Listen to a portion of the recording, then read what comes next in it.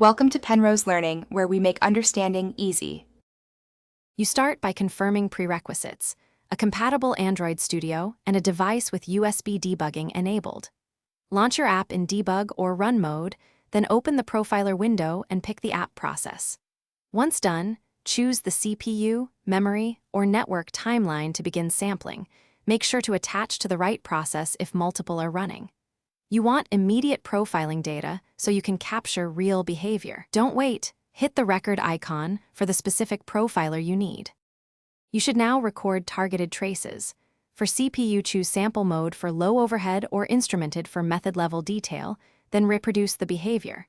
Once recorded, examine the call chart and flame chart to find hotspots and expensive methods. For memory, take a heap dump and look for retained objects and allocation call stacks to spot leaks.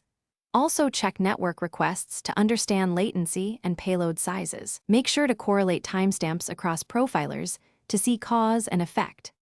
You finish by applying fixes suggested by traces, optimize hot methods, reduce allocations, or batch network calls. Then reprofile the identical user flow to verify improvements. Once done, compare before and after captures to quantify gains and ensure no regressions. If you encounter missing or blank data, restart ADB, toggle USB debugging, or update Android Studio plugins. Make sure the app build type supports profiling and that ProGuard or obfuscation isn't.